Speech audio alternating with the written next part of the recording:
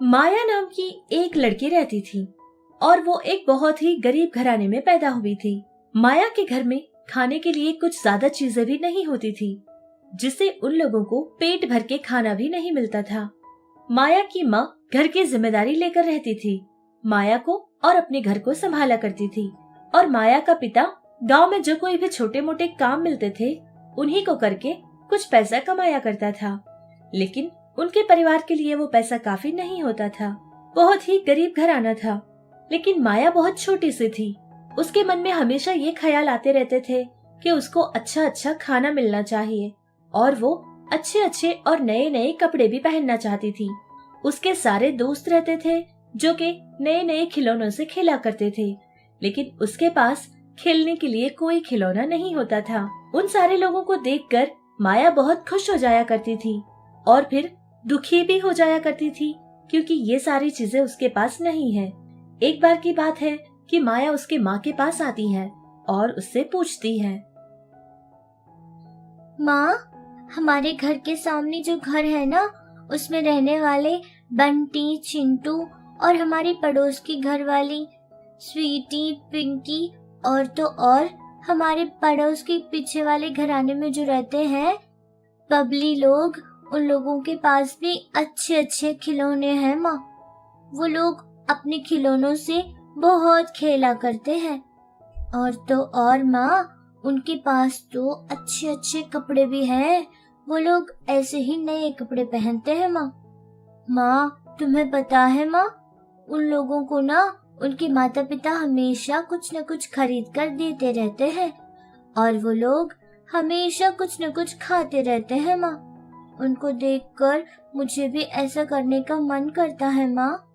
माँ, क्या आप और पिताजी मुझसे प्यार नहीं करते हो? अगर मुझसे आप लोग प्यार करते हो तो ये सब कुछ आप लोग मेरे लिए क्यों नहीं खरीदते हो माँ? सारे लोगों की तरह मुझे भी खिलौनों से खेलना है माँ। इस तरह माया अपनी माँ से तरह तरह के सवाल करने लगी, लेकिन उस छोटी सी बच्ची के सवालों का कोई भी जवाब उसकी माँ के पास नहीं था, जिससे अंदर ही अंदर वो बहुत ज्यादा दुखी होती है, लेकिन उस बच्ची से कुछ नहीं कह पाती है। उनकी जिंदगी ऐसे ही बड़ी मुश्किलों से गुजर रही थी। कुछ साल ऐसे ही गुजर गए थे। अब माया थोड़ी सी बड़ी हो गई थी। वो समझने लगी थी कि घर क्या होता है और जिम्मेदारी क्या होती है, उसके पिता की कमाई कितनी है, उनका घर कैसे चलता है। ये सारी बातें समझने के बाद माया अपने माता पिता को तंग करना बंद कर देती है। तब तक तो वो कुछ चीजों का सवाल करती थी, लेकिन उसके बाद से अपने माता पिता से कुछ भी मांगना बंद कर देती है। उसके माता पिता भी ये बात समझ गए थे कि अब माया थोड़ी सी बड़ी हो गई है और इसी कारण वो किसी भी चीज का सवाल हमसे नहीं करती है। लेकिन कहने के लिए माया सवाल तो नहीं करती थी, पर उसके मन में आस और उम्मीद तो हमेशा से ही रहती थी। जैसे माया बड़ी हो गई थी, वैसे ही उसके सारी सहेलियां भी बड़ी हो गई थी। अब उसकी सारी सहेलियां माया को देखकर उसका मजाक उड़ाया करते थे, जिसको माया की माँ भी देखा करती थी। एक बार की बात है कि माया की माँ उसके पास आती है और माया से कहती है, बेटी माया, तुम्हारी सारी सहेलियां तुमसे बात नहीं कर रही है ना, और इस बात को लेकर तुम्हें बहुत दुख है ना बेटा। मैं सब समझती हूँ और मैं सब देख रही हूँ। इस बात को लेकर बिल्कुल परेशान मत होना बेटा, क्योंकि जिंदगी में बहुत सारे दोस्त आते जाते रहते हैं। तुम्हें पता है, इन अमीर लोगों की यही समस्या है। पैसा भगवान इनको बहुत देता है, लेकिन फिर भी उनका मन ही नहीं भरता। उनको और पैसे कमाने की पड़ी रहती है। हम गरीब लोग हैं ना, उन लोगों का ये मानना है कि अगर गरीब लोग अमीर लोगों से बात करेंगे तो उनकी इज्जत चली जाएगी, उनका नाम छोटा पड़ जाएगा। अरे माँ, जब मैं छोटी सी थी तब मुझे कुछ पता नहीं था माँ, इसीलिए मैं कहती थी कि मुझे ये चाहिए वो चाहिए। लोगों को देखकर मैं उनसे जला करती थी माँ। अच्छे अच्छे कपड़े देखकर मेरा मन करता था कि मैं भी वैसे कपड़े पहनूं। कीमती खिलौने देखकर मेरा मन कहता था कि उन खिलौनों से मैं भी खेलूं। लेकिन अब मैं बड़ी हो गई हूँ माँ, अब मैं सब समझती हूँ। और वैसे भी माँ, पैसा या फिर इंसान की हैसियत देखकर दोस्ती करने वाले दोस्त मुझे नहीं चाहिए माँ। मैं जैसी हूँ वैसे बहुत खुश हूँ और मुझे पूरा विश्वास है माँ कि भगवान हमारी जिंदगी जरूर बदलेंगे, हमारे भी दिन अच्छे होंगे माँ।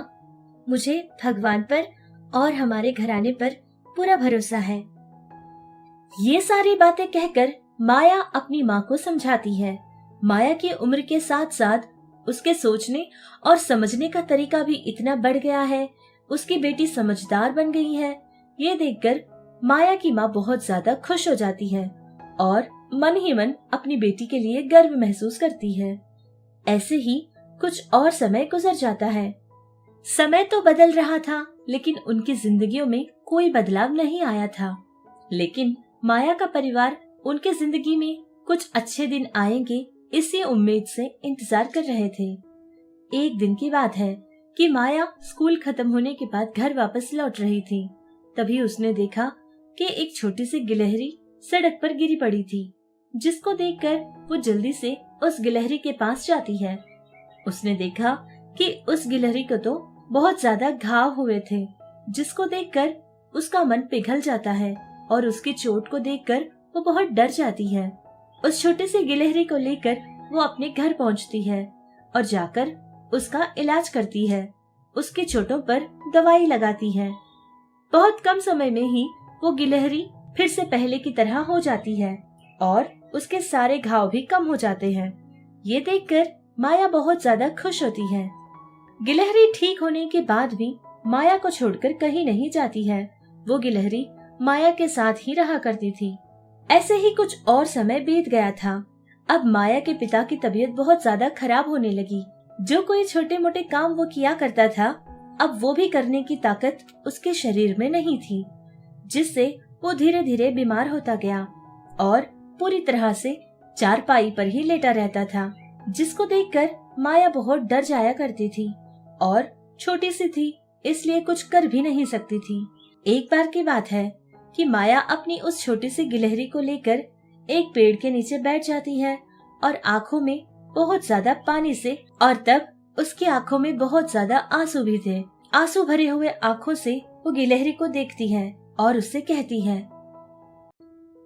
देखा तुमने गिलहरी, भगवान ने हमारे नसीब में कितने दुख लिखे हैं। हमारे घर आने के लिए तो हमारे पिता अकेले ही रहते थे, जो कि पैसा कमाते थे। अब तो उनकी भी तबीयत खराब हो गई है। पता नहीं भगवान को क्या मंजूर है। जो कमाता था उसकी भी कमाई नहीं होती। तुम्हें पता है गिलहरी, बचपन से हमने कोई खुशी नहीं देखी, और तो और हमने पेट भर के खाना तक नहीं खाया। हमेशा उतने ही पैसों में हमारा घर चलाया करते थे, और आज पिताजी की तबीयत इतनी खराब है, लेकिन उनका इलाज करवाने और अस्पताल ले जाने के भी पैसे हमारे पास नहीं है। मुझे तो सोच सोच कर ही डर लग रहा है कि हमारी आगे की जिंदगी कैसे चलेगी, और पिताजी की ये हालत देखकर माँ कैसे बर्दाश्त कर पाएगी। मुझे ये भी सोचकर बहुत डर लग रहा है। मैं क्या करूँ, मुझे कुछ समझ नहीं आ रहा। इस तरह माया उस गिलहरी से अपनी सारी जिंदगी के बारे में बताती हुई रोने लगती है। माया की कही बात सुनकर वो गिलहरी समझ जाती है कि माया की जिंदगी में क्या कुछ चल रहा था, और तभी वो गिलहरी माया से बात करने लगती है। माया, तुम बिल्कुल मत डरना, मैं हूँ ना तुम्हारे साथ, और आज से तुम्हारी जिंदगी पूरी तरह बदलने वाली है। तुम्हारी जिंदगी में जितनी भी परेशानियाँ थी वो आज से पूरी तरह दूर हो जाएंगी। अरे माया, मेरी तरफ ऐसे परेशान होकर मत देखो। मैं एक जादुई गिलहरी हूँ और भगवान ने मुझे तुम्हारे पास भेजा है। मैं तुम्हें एक जादुई बर्फीले घर के पास ले जाऊंगी और वो तुम्हें बहुत पसंद आएगा। और हाँ, वो घर सिवाय तुम्हारे और किसी को नजर नहीं आएगा। तुम्हें जो भी चाहिए हो, बस मन में उसकी इच्छा मांग लेना और वो इच्छा पूरी हो जाएगी। और एक बात हमेशा याद रखना, तुम्हें इस जादुई बर्फीले घर का पता है?